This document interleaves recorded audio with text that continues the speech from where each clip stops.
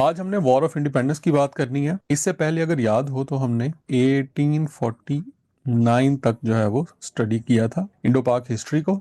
1849 में क्या हुआ था जी? ईस्ट इंडिया कंपनी ने सिखों से पंजाब जो है वो उसको छीन लिया था। सिखों से पंजाब छीन लिया था और इस तरह सारे के सारे पंजाब के ऊपर जो है वो ईस्ट इंडिया कंपनी का कब्जा हो गया। ना सिर्फ पंजाब जो है वो उस पे कब्जा हो गया बल्कि NWFP जो है वो भी सिखों के हाथ से निकल के ईस्ट इंडिया कंपनी के पास चला जाता है। अब जो हम बात कर रहे हैं वो वॉर ऑफ इंडिपेंडेंस की बात कर रहे हैं।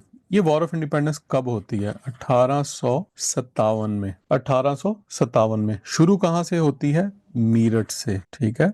मंथ कौन सा है? मई का। होता क्या है, वजूहात क्या थी? ठीक है, देखते हैं कि वो क्या रीजंस थी जिसकी वजह से ये रिवॉल्ट हो जाता है। तो ये मुख्तलिफ वजूहात थी। इसकी अगर सोशल रीजंस देखें, समाजी वजूहात, तो इसमें क्या था जी? बड़े सगीर के लोगों को अंग्रेजों के बराबर नहीं समझा जाता था। ठीक है। और यहाँ के लोगों के ऊपर लाजिम था कि वो अगर कोई अंग्रेज गुजर रहा है तो उसको पहले वो सलाम करेंगे और उसके बाद उस वक्त तक अपनी जगह नहीं छोड़ेंगे जब तक वो यहाँ से चला नहीं जाता। इसी तरह से ट्रेन के अंदर सफर करने के लिए जो फर्स्ट क्लास है, इसमें बड़े सगीर के लोग या सब कॉन्टिनेंट के लोग या हिंदुस्तानी जो है वो सफर नहीं कर सकते थे। इसके अलावा यहाँ के लोगों को असलहा रखने की इजाजत नहीं थी, लेकिन अगर कोई अंग्रेज असलहा रखता तो उसके ऊपर कोई किसी किस्म की पाबंदी नहीं थी। इसी तरह से अगर कोई अंग्रेज या कोई कॉलोनिस्ट जो है वो किसी इंडियन को कत्ल भी कर देता था तो उसको सिर्फ जुर्माना किया जाता था। और जो मुस्लिम जजेस थे उनके ऊपर उनको ये भी इजाजत नहीं थी कि वो किसी इंग्लिश का या किसी ब्रिटिश का ट्रायल कर सके। यानी अगर उन्होंने कोई जुर्म भी किया है तो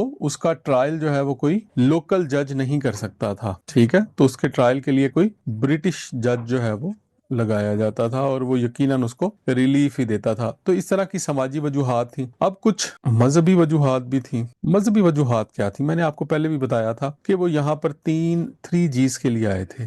थ्री जीज के लिए, गॉड यानी प्रीचिंग, ग्लोरी यानी कि फतूहात, और गोल्ड यानी कि दौलत। तो ये इन थ्री जीज के लिए जो है वो ईस्ट इंडिया कंपनी यहाँ पर आई थी। तो जब उन्होंने प्रीच करना शुरू किया, ठीक है, प्रीच की बात करते हैं, जब उन्होंने प्रीच करना शुरू किया तो उन्होंने क्या किया कि यहाँ के लोगों को, जो गरीब लोग थे, उनको कुछ खाने पीने की चीजें देते थे, उसके अगेंस्ट क्या करते थे? उनका मजहब तब्दील करवा देते थे। ठीक है। तो ये एक जो है वो बहुत बड़ी कॉज थी। इनके पादरी यहाँ पे आए हुए थे। ठीक है। इनके प्रीस्ट यहाँ पे आए थे, लोगों को तबलीग किया करते थे। इन्होंने सिलेबस को चेंज किया। ठीक है। और कोशिश की कि यहाँ पे ज्यादा से ज्यादा लोगों को जो है वो कन्वर्ट करके ईसाई बनाया जा सके। तो इस वजह से यहाँ पर काफी ज्यादा लोगों में नफरत पाई जाती थी इनकी वजह से। और इसके अलावा ये भी था कि ये जो मुस्लिम्स थे उनको ये हिंदुओं के साथ रखते थे, हालांकि इनको पता था कि ये लोग जो हैं वो आपस में एक दूसरे के साथ खाते पीते नहीं हैं। ठीक है। हिंदुओं की कुछ जातें ऐसी हैं जो कि समंदर का सफर नहीं करते थे, उनको मजबूर किया जाता था समंदर का सफर करने के लिए। उसके अलावा जो यहाँ पर सिख थे उनको मजबूर किया जाता था बाल कटवाने पर। ठीक है। जबरदस्ती उनके बाल काट दिए जाते थे।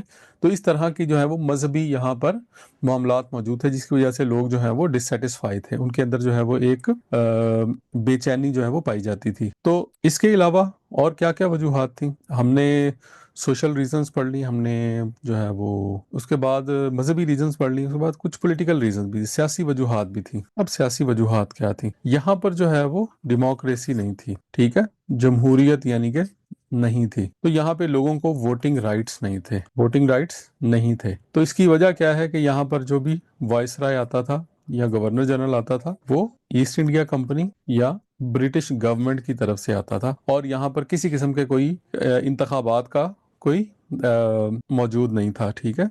इंतखाबात का जो है वो यहाँ पर कोई प्रोसेस मौजूद नहीं था। तो ये वो सियासी वजूहात हैं जिसकी वजह से लोग इनसे मुतनफिर हो गए आहिस्ता आहिस्ता वक्त के साथ साथ। अब जो है इमीडिएट कॉज क्या बना? अच्छा जी, इमीडिएट कॉज क्या बनती है? इमीडिएट कॉज जो है वो एक कैटरेज थी। कैटरेज किसे कहते हैं? कारतूस को। ये कैसे हुआ, इसके लिए हम अगली स्लाइड्स पर चलते हैं। कॉजेस क्या थे जी? सोशल थे, रिलीजियस थे, पॉलिटिकल थे, ये हम डिस्कस कर चुके हैं। ठीक है। इमीडिएट कॉज क्या था जी? ग्रीस कैटरेजेस थे। कैटरेजेस मतलब कारतूस। कारतूस क्या होते हैं? ये वो गोलियां होती हैं जो हम चलाते हैं किसी गन वगैरह में डाल के, उसको कारतूस भी कहा जाता है। हुआ ये कि उस जमाने में एक कारतूस इनको मुहैया की गई जिसमें ये कहा गया कि इसके ऊपर गाय और पिग यानी सुअर की चर्बी जो है वो उसकी एक कोटिंग की गई है ताकि ये खराब ना हो। तो इसको चलाने से पहले जो है वो क्या करना पड़ता था? इसको दांत से दबाना पड़ता था या ओपन करना पड़ता था। अब जो हिंदू थे या सिख थे उनके लिए गाय मुकद्दस, उसकी वो चर्बी से बनी कोई भी चीज जो है वो उसको इस्तेमाल नहीं कर सकते थे। और सुअर जो है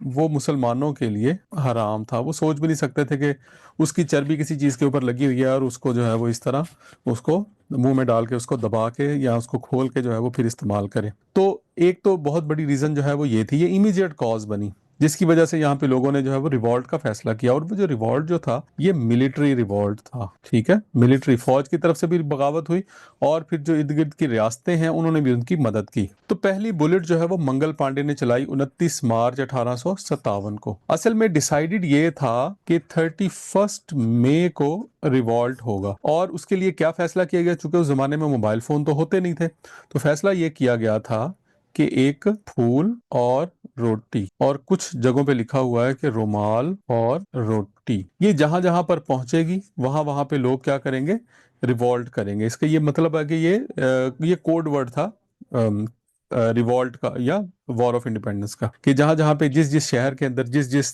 जगह पे ये पहुंचेगी वहां पे लोग रिवॉल्ट करेंगे। अब हुआ ये कि 29 मार्च को ही जो है वो ये मामला शुरू हो गया।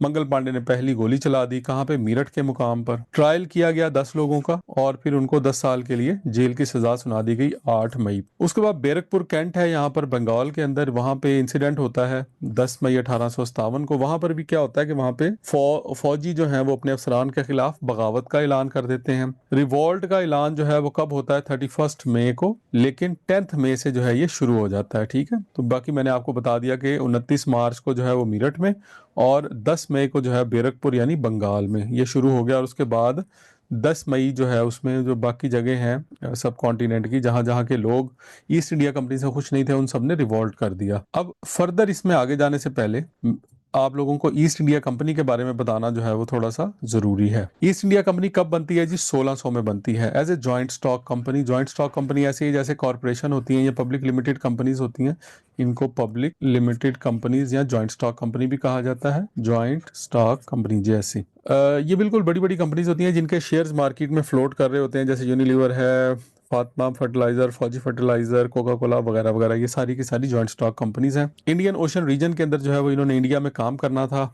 फाउंडर कौन है जी, जेम्स वॉट और जॉर्ज वाइट जो है वो इसके फाउंडर हैं। इनको जॉन कंपनी भी कहा जाता है, जॉन कंपनी। इससे पहले जॉन कंपनी जो है वो डच की थी मौजूद, डच। उसी मुनासबत से इसको भी जॉन कंपनी कहा जाने लगा। The company started control over India in 1757 after the battle of Plassey. Bengal के अंदर जो है वो इनकी बैटल ऑफ प्लासी जो लड़ी गई थी उसके बाद इन्होंने क्या किया कि बड़े सगीर में अपना असर और रसूख बढ़ाना शुरू कर दिया। और बाद में जो है वो इसको, इस कंपनी को, अब ये ईस्ट इंडिया कंपनी की बात हो रही है, इसको ब्रिटिश गवर्नमेंट ने नेशनलाइज कर लिया, ठीक है, यानी अपने कंट्रोल में ले लिया। कब, 1858 में। 1858 में एक एक्ट आया, गवर्नमेंट ऑफ इंडिया एक्ट 1858, और इसके तहत इन्होंने क्या किया, ये 1857 के एक साल बाद की बात है। 1857 के एक साल के बाद जो है वो ब्रिटिश गवर्नमेंट ने ये देखा कि अब ये बहुत बड़ा एरिया है, सबसे बड़ी कॉलोनी जो ब्रिटिशर्स के अंडर रही है दैट वाज सब कॉन्टिनेंट। तो उन्होंने कहा इतने बड़े एरिया को कंट्रोल करना जो है वो ईस्ट इंडिया कंपनी के बस की बात नहीं है। असल में हुआ ये था कि जब ये रिवॉल्ट शुरू हुआ तो इसको, रिवॉल्ट के शुरू होते ही जो ईस्ट इंडिया कंपनी है इसको बहुत ज्यादा नुकसान हुआ, ठीक है, ईस्ट इंडिया कंपनी को बहुत ज्यादा मार पड़ी यहाँ पर मुसलमानों की तरफ से। और एक वक्त ऐसा आया कि इन्होंने बहादुर शाह जफर को जो है वो यहाँ का बादशाह, यहाँ का रूलर डिक्लेयर कर दिया। और लोग ये समझ रहे थे कि शायद जंग आज़ादी कामयाब हुई है और ईस्ट इंडिया कंपनी पे जो है वो दोबारा मुगलों का या सब कॉन्टिनेंट के लोगों का कब्जा हो गया। लेकिन ये ज्यादा अरसा तक जो है वो ये खुशफहमी जो है वो बरकरार नहीं रही। जैसे ही बरतानिया से और जो है वो फौजें आई तो उन्होंने फिर चुन चुन के यहाँ पे बरसगीर के लोगों को मारा, और उसमें जो मुस्लिम्स थे वो टॉप ऑफ द लिस्ट थे, बिकॉज वो आगे आगे थे इस जंग में। अच्छा जी, 1858 की मैं बात कर रहा हूँ, उसमें क्या किया कि ब्रिटिशर्स ने ईस्ट इंडिया कंपनी से हिंदुस्तान अपने पास मुंतकिल कर लिया, यानी ब्रिटिश गवर्नमेंट के पास मुंतकिल कर लिया। और उसके बाद इस कंपनी को भी 1874 में डिसॉल्व कर दिया। 1874 में ये कंपनी खत्म हो जाती है, 1600 में बनती है, 1874 में खत्म हो जाती है। अब वॉर ऑफ इंडिपेंडेंस के इंपॉर्टेंट सेंटर्स कौन कौन से थे, किस किस शहर से किस किस ने रिवॉल्ट किया, अब ये देखते हैं। मेरठ से जी कदम सिंह गरजार था जी ये, मेरठ। दिल्ली से बहादुर शाह जफर और जनरल बख्त खान, जनरल बख्त खान जो है वो बहादुर शाह जफर टू का ही जो है वो जनरल था। बरेली से भी बहादुर शाह जफर और बख्त खान, लखनऊ से बेगम हजरत महल, उसके बाद ओदिया आबाद से, यहाँ से भी बेगम हजरत महल थी, झांसी से रानी लक्ष्मीबाई है जिसको रानी ऑफ झांसी कहा जाता है, ये थी, और कानपुर से पेशवा नाना साहब थे। तो ये वो लोग थे जो कि मेनली लीड कर रहे थे इस वॉर ऑफ इंडिपेंडेंस को। अच्छा जी, इंपॉर्टेंट फिगर्स ऑफ रिवॉल्ट कौन कौन सी हैं? रानी लक्ष्मीबाई है जो कि झांसी से ताल्लुक रखती है। झांसी एक जगह थी, वहां पे स्टेट थी एक। असल नाम क्या था? मणिकर्णिका टंबे इसका नाम था। इस जंग के दौरान जो है ये बड़ी बहादुरी के साथ लड़ी और इसमें इसकी डेथ हो गई। उसका जनरल क्या था? उसके जनरल का नाम था टेंटे टॉप। इसको हैंग कर दिया गया था, ठीक है, इसको फांसी दे दी गई थी ब्रिटिश गवर्नमेंट की तरफ से। अब रानी लक्ष्मीबाई जो है उसका पस मंजर क्या था? उसका जो है वो चूंकि कोई हेयर नहीं था, कोई औलाद नहीं थी, तो उस पे डॉक्ट्राइन ऑफ लैप्स जो है वो इम्प्लीमेंट हो रहा था और इसकी वजह से ब्रिटिश गवर्नमेंट ने इसकी जो रियासत है झांसी उसको अनेक्स कर लिया था या अनेक्स करने जा रही थी। अब ये डॉक्ट्राइन ऑफ लैप्स क्या था? डॉक्ट्राइन ऑफ लैप्स जो है वो लॉर्ड डिलहोजी ने दिया था। लॉर्ड डिलहोजी, ये क्या था कि अगर किसी रूलर का हेयर नहीं है, यानी कि वारिस नहीं है, अगर किसी रूलर का वारिस नहीं है तो वो किसी को अडॉप्ट नहीं कर सकेगा। क्या करेगा? अडॉप्ट नहीं कर सकता। फिर क्या होगा? जो उसकी रियासत है वो क्या करेगी? लैप्स कर जाएगी और वो किसके पास चली जाएगी? ईस्ट इंडिया कंपनी के पास। तो ये था doctrine of lapse. Doctrine of lapse इसको कहते हैं। तो इसके तहत जो लॉर्ड डिलहोजी ने डॉक्ट्राइन ऑफ लैप्स बनाया था, अच्छा सवाल ये पूछा जाता है कि डॉक्ट्राइन ऑफ लैप्स किसने दिया? तो वो लॉर्ड डिलहोजी ने दिया था। ये काफी बार क्वेश्चन पूछा गया है। तो उसी डॉक्ट्राइन ऑफ लैप्स के तहत ये जो रानी लक्ष्मीबाई है, इसकी ये जो रियासत थी झांसी, इसको जो है वो कंट्रोल में लिया जा रहा था, इसको अनेक्स किया जा रहा था। तो रानी ऑफ झांसी जो है इस वजह से भी नाराज थी। अब इसके बाद और कौन कौन सी फिगर है जी? दूसरे नंबर पे बेगम हजरत महल है। ये ओद से ताल्लुक रखने वाली जो है वो बेगम हजरत महल यहाँ की जो है वो क्वीन थी। वाइफ थी नवाब वाजिद की। शी फ्लेड टू नेपाल, ये नेपाल भाग गई और फिर इसकी डेथ भी जो है वो नेपाल में होती है। ये भी उसके बाद वापस ही नहीं आई, बिकॉज उसको पता था कि अगर यहाँ रहती है तो फिर मौत यकीनी है। इसके बाद है जी बहादुर शाह जफर टू एंड बख्त खान। ये बरेली और दिल्ली दोनों इनके अंडर थे। Bahadur Shah Zafar led the revolt from Delhi and Bakht Khan was his general, army chief था इसका जी। Bahadur Shah Zafar two was exiled to Rangoon. जब ये जंग का खात्मा हुआ तो बहादुर शाह जफर को जो है वो रंगून में नजरबंद कर दिया गया, ठीक है, और इसके बेटों को इसकी आंखों के सामने कत्ल कर दिया गया। बख्त खान जो है उसको भी कत्ल कर दिया गया और इसके साथ ही जो है वो बहादुर शाह जफर और बख्त खान जो है उनका खेल खत्म हो जाता है। उसके बाद नाना साहब पेशवा ऑफ मराठा स्टेट, ठीक है, या कानपुर के भी ये जो है कानपुर से यही लीड कर रहे थे। मराठा स्टेट के अंदर ये कानपुर आता था। रियल नेम क्या था? रियल नेम धोंदू पंत था इसका और ये भी जो है वो नेपाल भाग के चले गए थे। अच्छा जी, अब आफ्टर वॉर ऑफ इंडिपेंडेंस क्या होता है?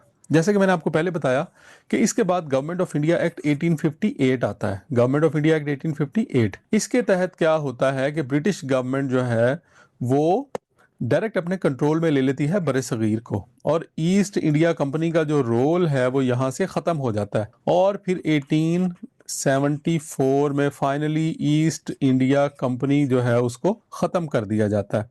तो डेजिग्नेशन ऑफ गवर्नर जनरल जो है वो चेंज कर दिया जाता है वॉइसराय के साथ, ठीक है। डेजिग्नेशन ऑफ गवर्नर जनरल जो है उसको चेंज कर दिया जाता है वॉइसराय के साथ। तो इसका मतलब ये है कि ये जो गवर्नर जनरल का डेजिग्नेशन है वो 1857 या 1858 तक रहा, ठीक है, कौन सा? Governor general. और उसके बाद 1858 से लेके 1947 तक जो है वो कौन सा डेजिग्नेशन चला? वाइसरॉय का। तो ये कुछ इस तरह से है गवर्नर जनरल का और ये वाइसरॉय का डेजिग्नेशन।